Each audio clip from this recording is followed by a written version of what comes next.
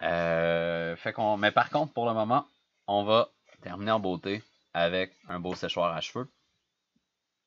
Comme ça, tout le monde va être heureux. On va savoir comment faire ça. Puis en plus, cette technique-là, c'est un peu la même façon si on voudrait dessiner une tasse. Si on voudrait dessiner un fusil à colle chaude. Si on voudrait dessiner un fusil à l'eau.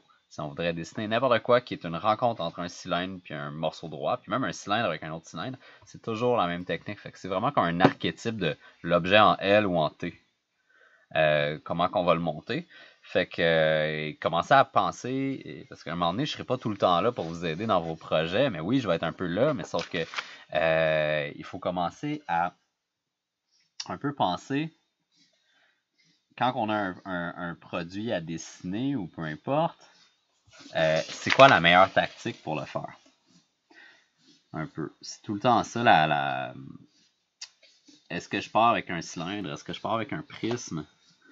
Est-ce que je pars avec je sais pas quoi d'autre? Est-ce que je pars avec comme un ellipse, puis après ça, comme je le découpe en triangle parce que mon objet est triangulaire? Il y a plein de façons de faire la même chose. Fait que c'est bien important de choisir la bonne.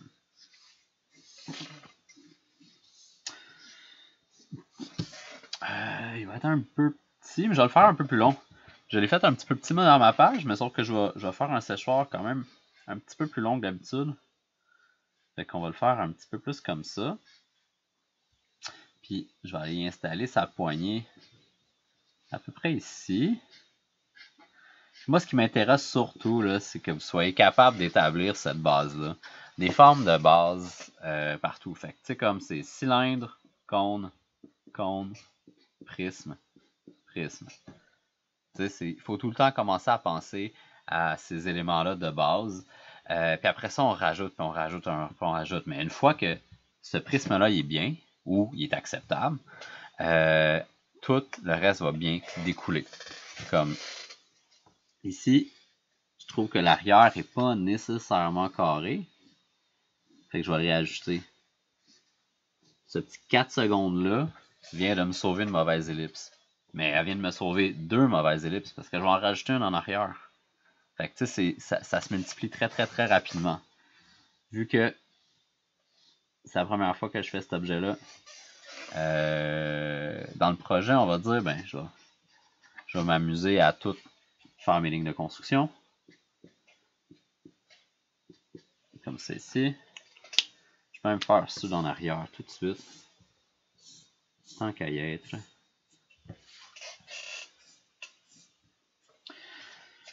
C'est le fun parce que, tu sais, comme, en plus, moi, c'est tout le temps le 3e cours que je donne avec vous autres. Fait que, tu sais, je peux voir un peu ma progression en dessiner tout le temps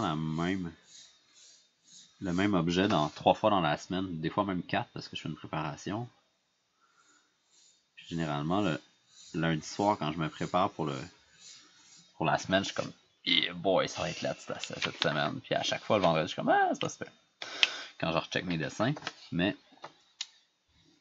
c'est normal que les premiers soient pas tout le temps beaux. Donc, ça, c'est mon cylindre. Ça, c'est mes lignes de tangente. Mes lignes tangentes par rapport à mon point de vue à moi, bien sûr. Fait qu'on n'oublie pas, la ligne qui rejoint le cylindre est toujours une connexion qui est tangente ici. On se rappelle aussi que j'ai besoin de mon centre en bas. Ici. Fait qu'en ce moment, mon centre est invisible. Il est en dessous du cylindre.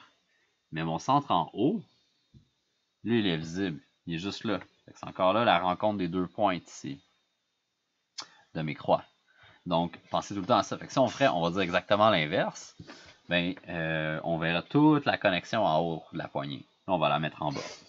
Donc, moi, j'ai fait mon cylindre. Comme j'ai parlé tantôt, je crois que ça pourrait être une bonne idée tout de suite d'aller connecter ma poignée. Fait que je vais tout de suite aller faire mon élément ici. Sans plus attendre. Fait que je peux aller trouver un peu la proportion par rapport à mon cylindre. Ça, c'est pas mal ma moitié. Ça, c'est mon quart. Ça, c'est à peu près mes tiers. Fait que puis moi, je suis ici. Fait que c'est pas mal mon quart. Je suis à côté à un quart au fond. Donc, ça, c'est à peu près ma moitié. Ça, c'est à peu près un quart à l'arrière. Puis, je suis à peu près épais. À peu près le tiers de la dimension. Fait que moi, j'y vais semi à peu près. Mais ce qui est le plus important, c'est que les deux lignes que je viens de générer, ils soient dans la perspective. Fait qu'encore là, ces deux lignes-là, là, si je les envoie dans l'espace, ils devraient se rencontrer au point de fuite. Puis, ensuite, je peux dire, ma poignée va être épaisse comme ça ici d'un bord, puis à peu près épaisse ici de l'autre côté. Fait qu'on devrait voir un tout petit peu de la connexion parce que cette ligne-là est légèrement en avant de ma tangence. Vous le voyez, là, comme j'ai comme une ligne double. J'ai une ligne plus foncée puis une ligne plus pâle. Là. Fait que ma ligne de tangence est en fait... avec quoi que je pourrais vous le montrer sans que ça détruise complètement mon dessin. Avec un bon vieux bleu breton. Boy, ça date. Ça, ça c'est ma ligne de tangence ici. Fait que tout ce qui est par là-bas est invisible. Ah boy, bravo, j'ai mis de quoi là. C'est parfait, ça tantôt. Donc c'est ça. Moi, j'y vais de même. Je tire mes lignes vers le bas. Je m'assure qu'elles soient verticales. Comme elle, je doute.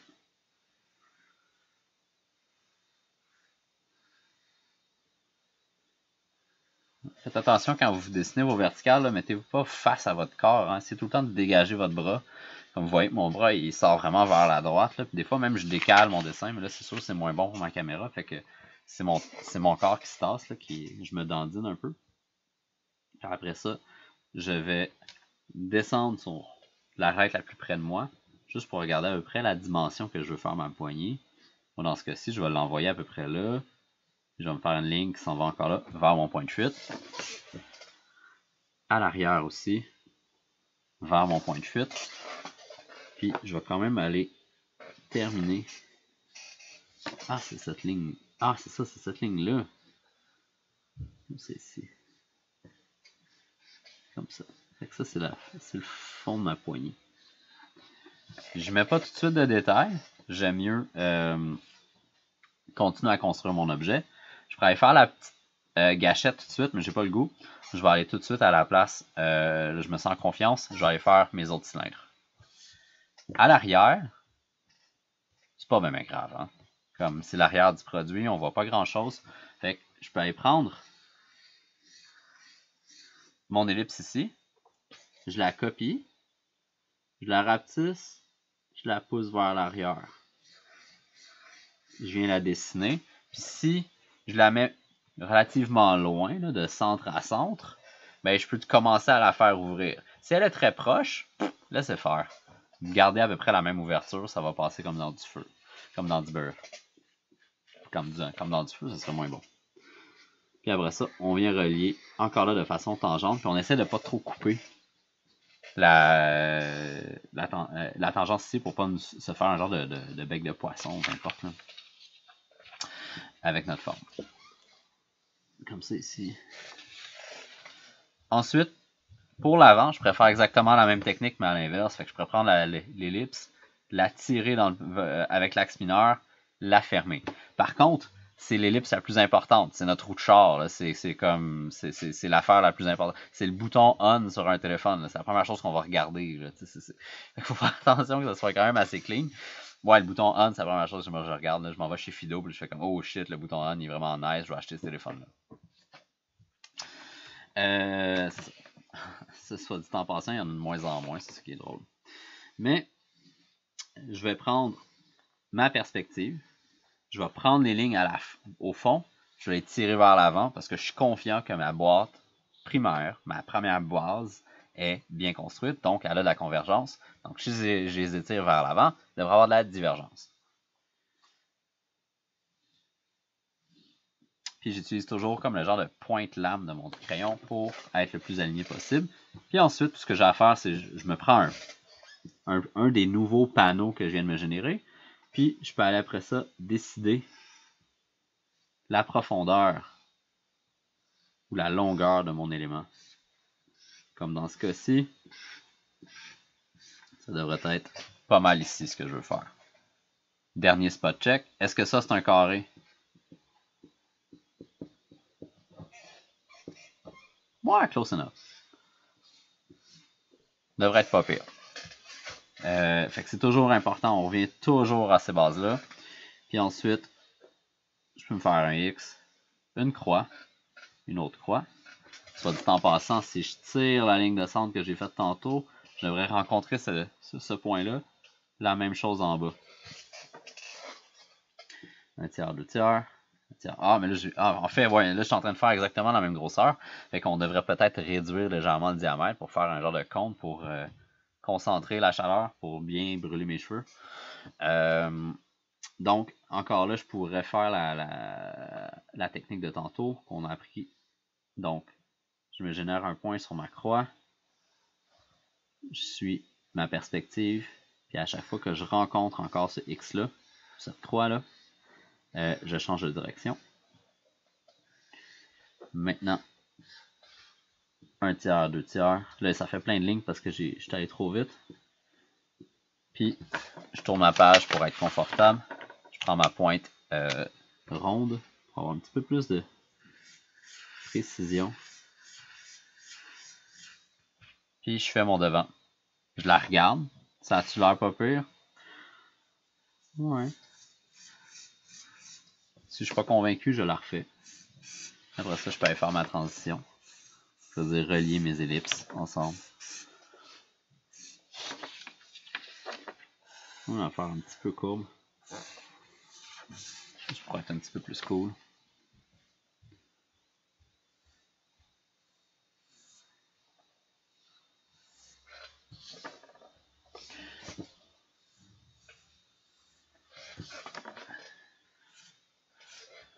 Et voilà. Maintenant, je peux aller placer mon bouton. Mais ce ne sera pas super tough. Parce qu'on a déjà des lignes ici. Fait que je peux retourner sur mon panneau à l'avant de mon séchoir. Puis je peux tirer des lignes vers le bas. Me fermer un rectangle.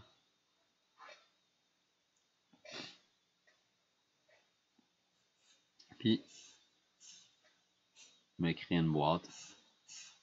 Je vais pouvoir englober ma genre de gâchette. Comme ça ici.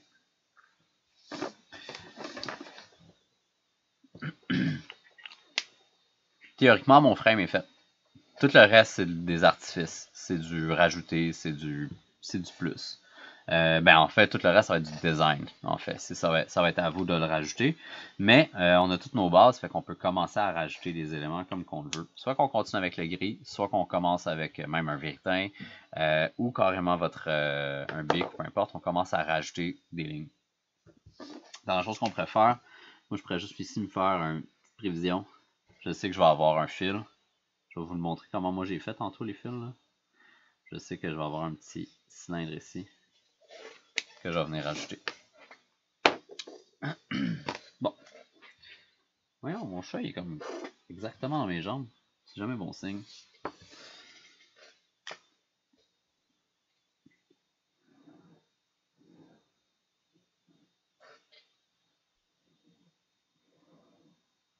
Oh boy, c'est bon l'arrière. C'est caché tantôt.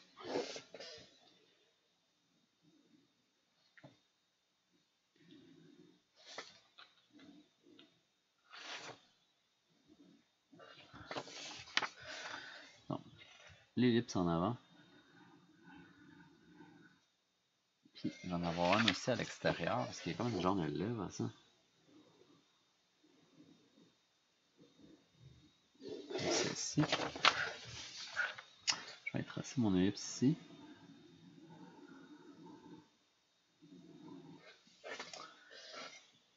J'ai remarqué aussi dans le devoir des tentes que j'ai corrigé tantôt que vous devriez avoir reçu votre correction. Là, j'ai découvert qu'est-ce qui s'était passé.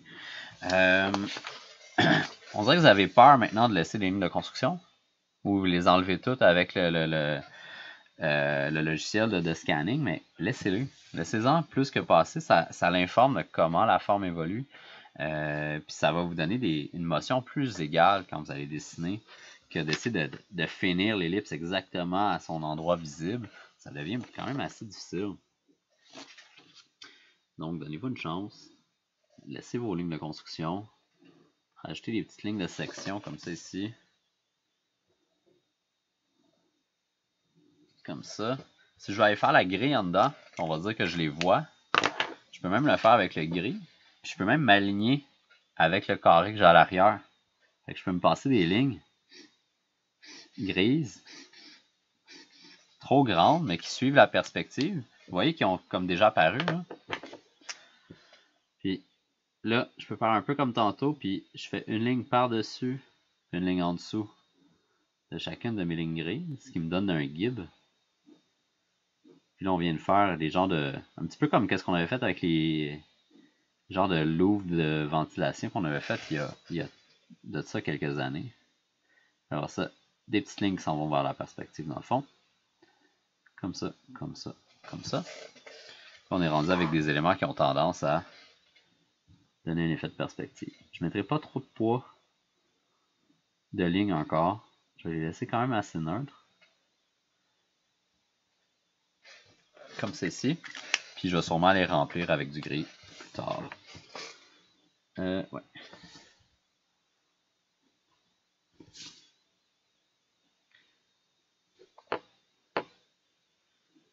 Ma gâchette. Je sais pas pourquoi j'ai commencé par là. Je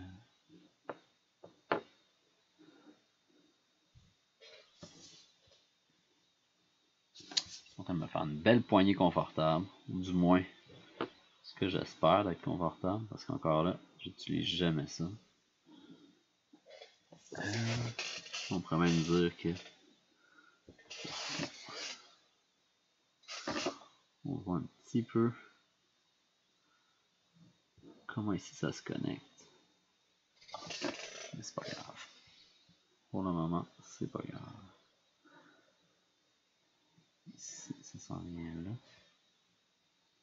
C'est trop mince.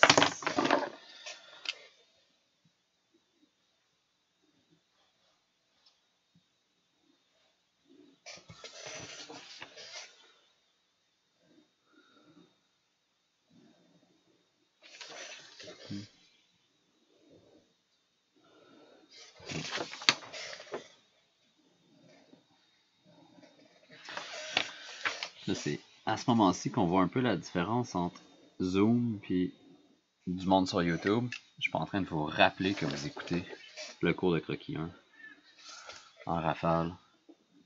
Puis j'essaie de vous faire rejoindre mon channel avec des subscribers.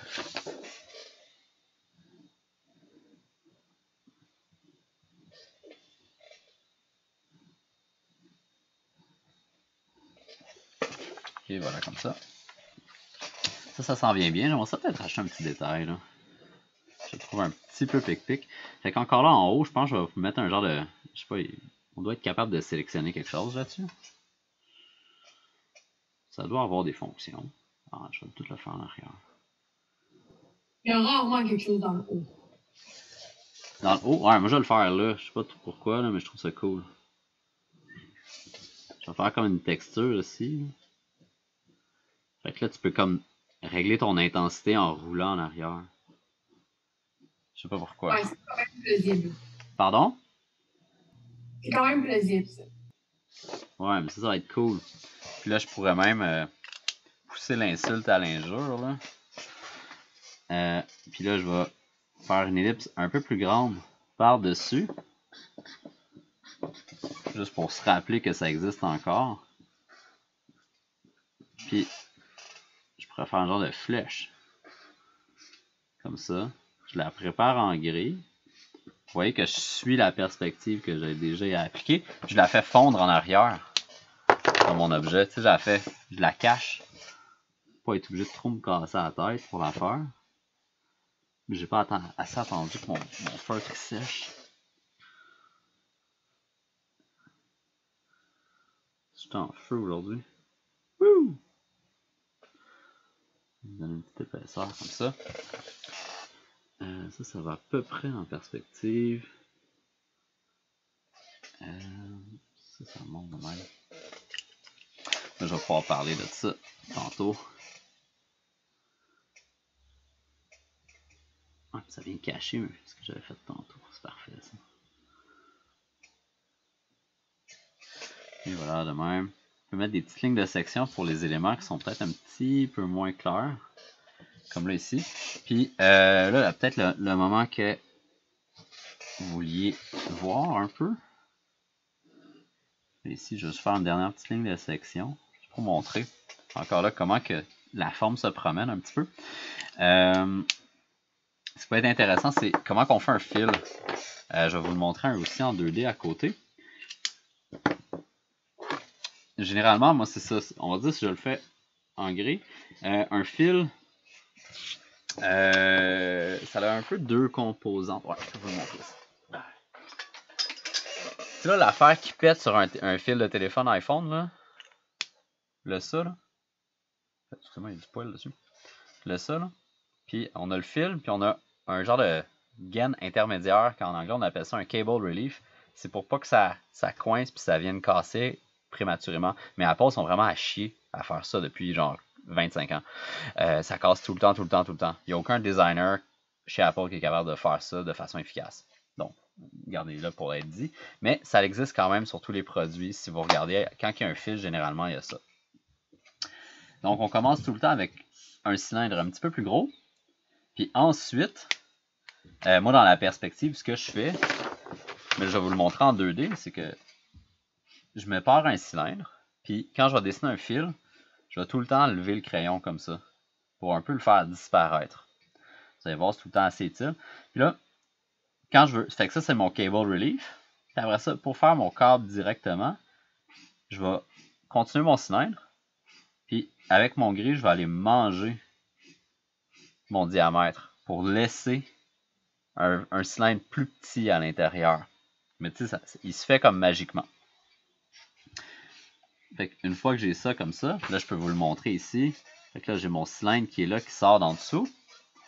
Puis là, avec mon crayon,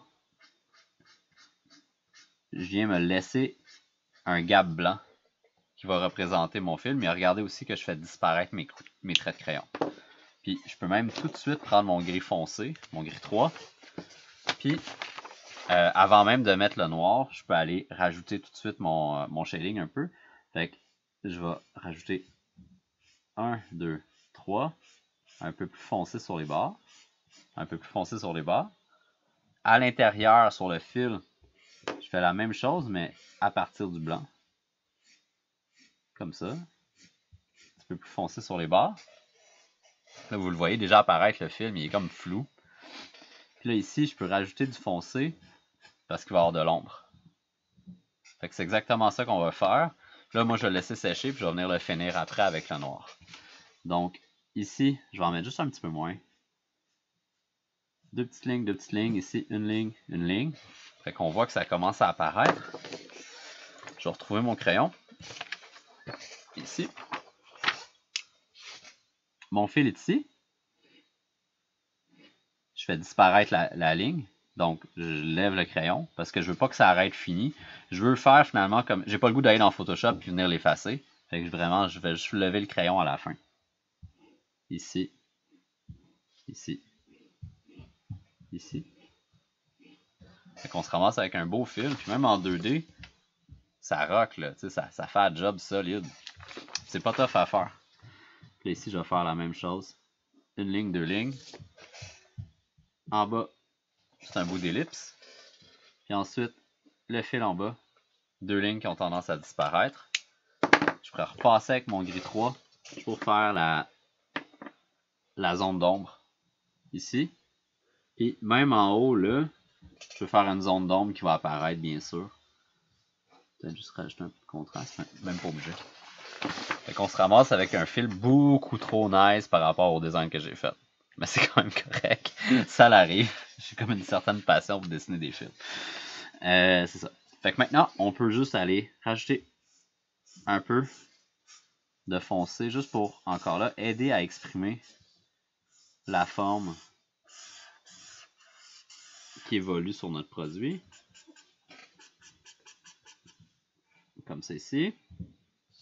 À l'intérieur de mes genres de louves, sur le panneau là, c'est sûr, ça va être foncé, peu importe où ce que ma lumière vient. Pas mal certain qu'à l'intérieur, elle ne se rendra pas. Puis, il va sûrement avoir une genre d'ombre portée à l'intérieur, comme de chaque petite lamelle va faire de l'ombre sur celle d'après. Puis encore là, ça va faire popper tout cet élément-là. Vous voyez que c'était pas super beau tantôt, là c'est rendu quand même pas pire. Puis là, il va me rester derrière ma roulette sélectrice. Je vais me faire un petit peu d'ombre. Mon crayon est en train de mourir, ça tombe bien, c'est la fin de la session. En dessous de mon cylindre principal, je vais juste mettre un peu d'ombre encore là pour montrer que ça a tendance à être par-dessus. Puis en dessous de ma gâchette aussi. Puis là, si je dis que ma lumière arrive de là, peut-être qu'ici, on pourrait le faire un peu plus foncé. Juste pour donner un petit peu plus de volume. Puis tout ce qui me restera à faire, c'est de prendre mon Sharpie ou une deuxième couche de crayon noir pour aller juste balancer un peu les lignes. Moi, je vais prendre ça ici.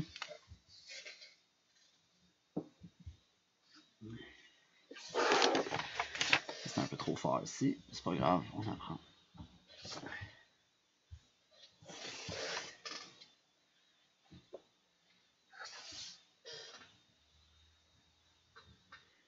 Je vais prendre mon Sharpie, mais j'ai juste trouvé lui, fait que j'ai pris lui.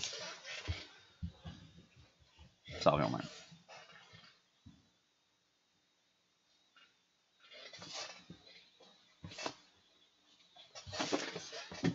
Puis on va juste faire détacher. Si vous trouvez encore là qu'il y a des éléments comme moi, ma poignée, je la trouve un petit peu trop grasse, mais c'est le moment d'aller faire une petite cure minceur, comme on dit. Ouais.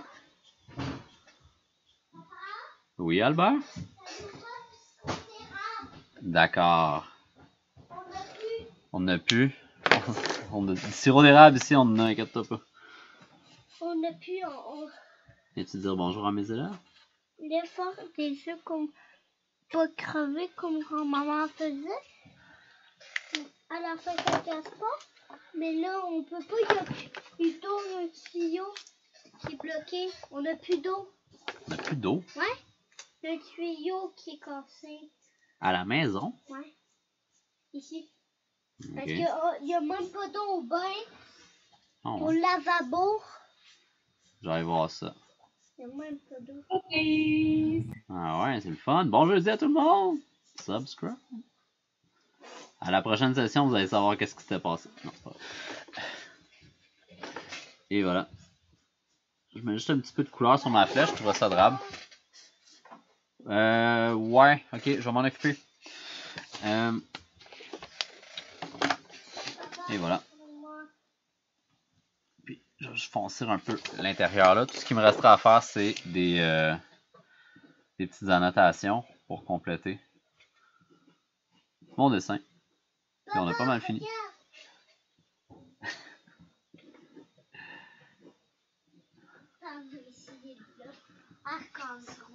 Et boy, fais attention.